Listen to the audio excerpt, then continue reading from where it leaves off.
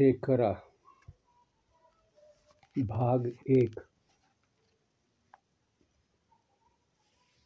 आकाशात चढलेल्या उंच कड्यांनी तो मुलूख नटलेला होता.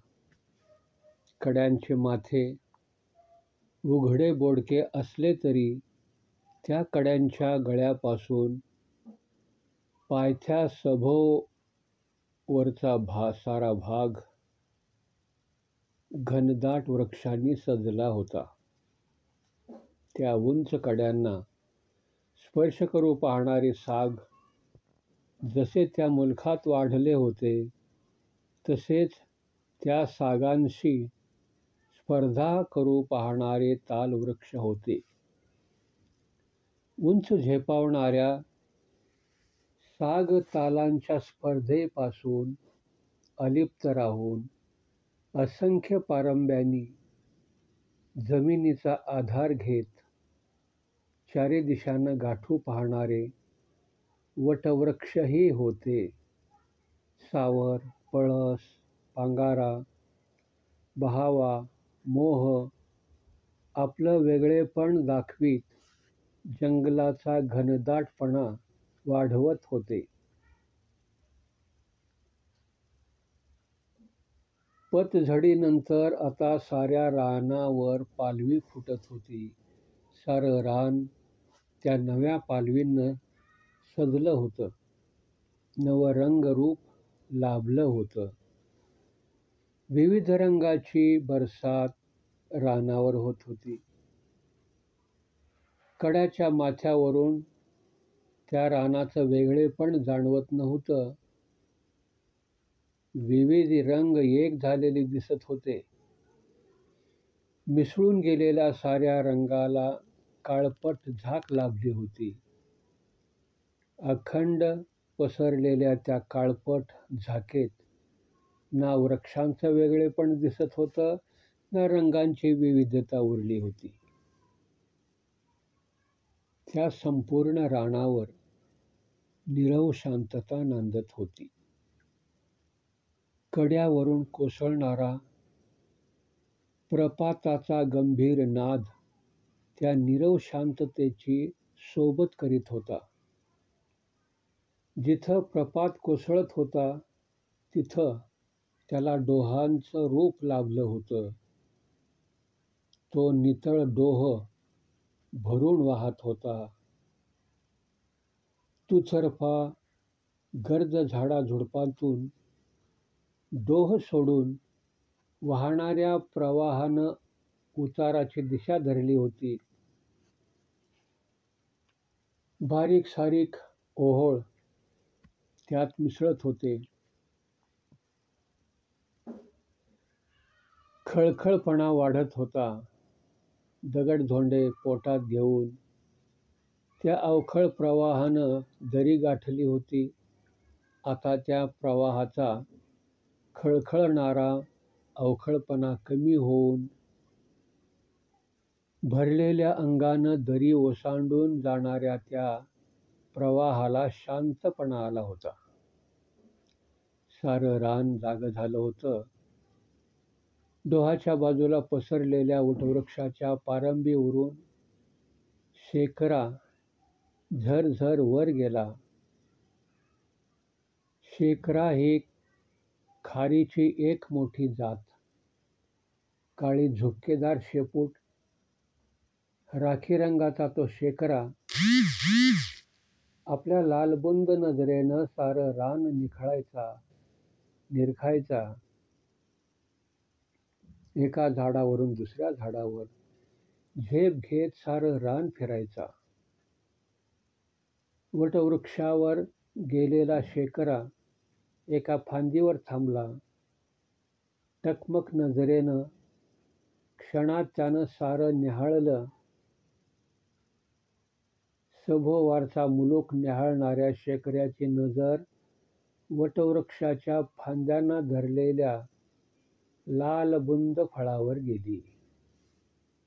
शेखरा सरसर फांदीच्या टोकापर्यंत गेला.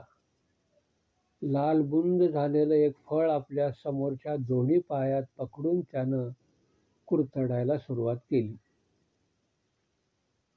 फळाची चव घेत असता त्याच्या झोकदार शेपटीच्या गोंड्याची कमान पाठीवर फिरत होती. अर्धवट खाल्लेलं फळ टाकून शेखरानं आपली शेपटी फांदीला टेकवली. आपली नजर वरच्या फांदीवर खेळवली. क्षणात त्याची झेप त्या फांदीवर गेली. त्या फांदीवर बसून शेखरानं फळ निवडलं, अर्धं-मुर्धं कुरतडलं आणि पुन्हा दुसऱ्या फांदीवर झेप घेतली. त्या पसरलेल्या वृक्षावर शेखर मुक्तपणे संचार करीत होता. फळं कुरतडत होता. बऱ्याच वेळानं शेखरानं त्या वृक्षाचा शेंडा गाठला. आता फळ कुरतडायची इच्छा राहिली नव्हती. शेंड्यावर बसून तो चारी दिशा न्याहाळत राहिला. चारी दिशा न्याहाळणाऱ्या शेखराची नजर दरीवर खिळली. शेखरानं बसल्या जागी शेपटीचा गोंडा हलवला आणि बघता बघता त्यानं समोरच्या झाडावर झेप घेतली. झाडावरून झेपावत तर कधी पालापाचोळ्यातून सरसरत शेखर डोहाकडून दरी जवळ करीत होता. प्रवाह सोडला तर प्रवाहाच्या दोन्ही काठांनी गर्द रान वाढलं होतं. लांब पसरलेल्या दरीचा थोडा भाग सपाट होता. त्या सपाट भागातून प्रवाह पसरट झाला होता. त्या पसरट प्रवाहात अनेक ठिकाणी दगड डोकं वर काढून उभे होते. पसरलेल्या संथ पाण्याचा तळ दिसत होता. काठावरच्या पसरट पाण्यात दोन्ही काठांवरच्या गर्द रानाची सावली पडली होती. काठांवर अनेक ठिकाणी गर्द झाडीतून उंच वाढलेली वेळूची बेटं आपलं वेगळं अस्तित्व दाखवत होती. वेळूच्या बेटानजीकच वाढलेल्या मोहाच्या एका वृक्षावर शेखरानं आपलं नवं घरटं बांधलं होतं. त्या संपूर्ण रानात शेखरानं आपली कैक घरटी बांधली होती. मनात येईल त्या घरट्यात शेखर विसावा घ्यायचा. मोहाच्या वृक्षावरच्या घरट्यात शेखर काही वेळ बसून राहिला. सायंकाळची किरणं रानावर उतरली. शेखर दरीतून उंच कड्याकडे पाहत होता. त्याच वेळी साऱ्या दरीत वाघाच्या डरकाळीचा प्रतिध्वनी घुमला. शेखराचं अंग क्षणभर थरारलं. कड्याच्या कपारीतून आता वाघ बाहेर पडणार होता. भूक भागविणार होता. त्या नीरव शांततेत पुन्हा एक वार डरकाळीचे प्रतिध्वनी घुमत राहिले. शेखरानं आपलं अंग झाडलं. घरट्यातून फांदीवर आला. साऱ्या रानावर एक भयान शांतता पसरली. शेखरानं झेप घेतली. डोहाच्या दिशेनं तो झेपावत होता.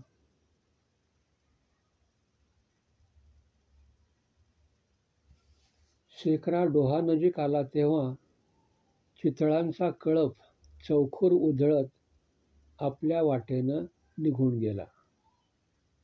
शेखर चितळं उधळलेल्या दिशेकडे क्षणभर बघत राहिला आणि वटवृक्षावरचं आपलं घरटं त्यानं जवळ केलं. सायंकाळची किरणं रानावर उतरली होती. शेखर आपल्या घरट्यातून चारी बाजू न्याहाळत होता. अचानक समोरच्या झाडाचे शेंडे गदगदले. शेखरानं पाहिलं. नजरेत काही न येताही शेखरानं ओळखलं ते काळतुंडे हुप्पे.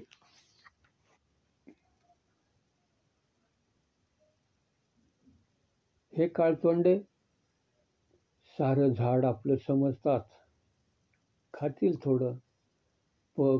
थोडं पण साऱ्या पिकल्या फळांचा सडा पाडतील.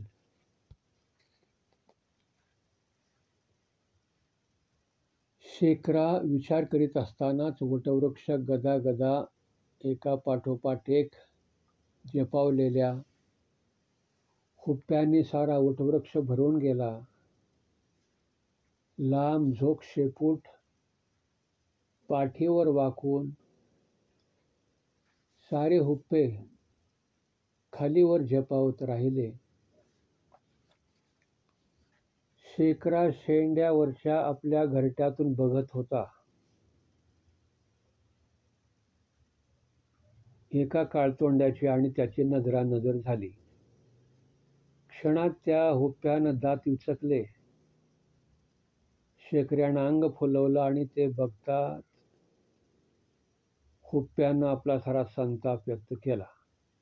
दात विचकून शेखऱ्याकडे झेप घेण्याच्या पावित्र्यात ते दिसताच